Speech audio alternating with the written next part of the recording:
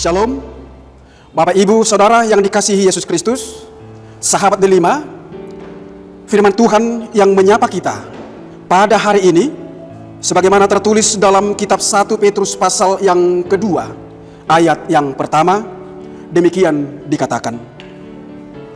Karena itu, buanglah segala kejahatan, segala tipu muslihat, dan segala macam kemunafikan, kedengkian, dan fitnah. Demikian firman Tuhan.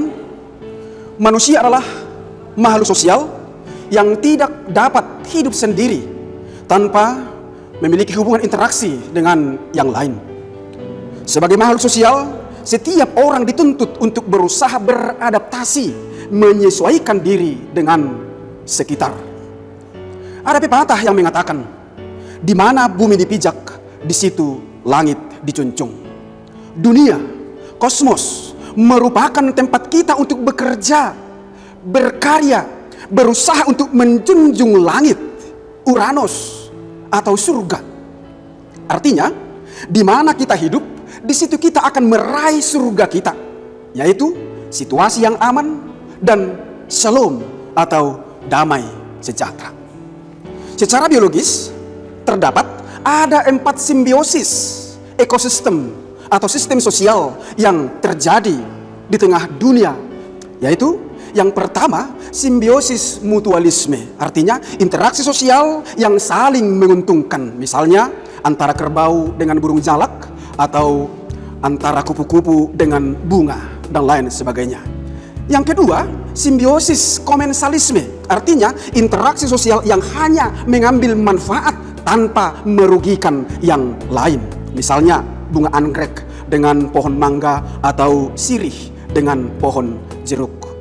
Yang ketiga adalah simbiosis kompetitisme, artinya interaksi sosial yang dipenuhi dengan persaingan, misalnya antara singa dengan harimau atau antara domba dengan kambing.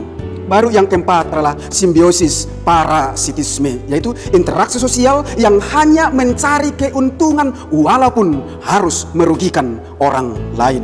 Misalnya antara benalu dengan pohon kopi atau nyamuk dengan manusia. Keempat simbiosis ini terjadi, segalanya adalah untuk meraih suatu tujuan yang diharapkan, yaitu mempertahankan hidup dan meraih kehidupan yang lebih baik. Yang menjadi pertanyaan bagi kita saat ini adalah, di manakah posisi kita? Apakah mutualisme, komensalisme, kompetitisme, atau bahkan parasitisme? Namun, dimanapun kita berada, firman Tuhan mengingatkan kita supaya sebagai orang percaya yang telah hidup di atas terang firman Tuhan, kita dituntut untuk menjadi pelaku firman. Rasul Paulus mengingatkan jemaat gereja dalam kitab Roma pasal 14 ayat 7, dikatakan di sana, sebab tidak ada seorang pun di antara kita yang hidup untuk dirinya sendiri, dan tidak ada seorang pun yang mati untuk dirinya sendiri. Artinya, hidup kita bukan hanya untuk diri kita sendiri, tetapi bagaimana supaya kita berkenan di hati Tuhan dan menjadi berkat untuk sekitar. Untuk itu, firman Tuhan saat ini mengingatkan kita supaya membuang segala pikiran dan perilaku yang tidak berkenan di hati Tuhan dan tidak berkenan di hati orang lain.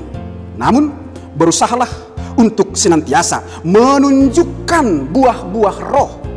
Itulah ciri-ciri dan identitas Kristen yang sejati. Camkanlah ini. Kristen sejati adalah bukan orang yang sekedar tampak hidup beribadah, tetapi orang yang hidup sesuai dengan firman Tuhan. Selamat beraktivitas, Tuhan menyertai dan memberkati kita semua. Amin.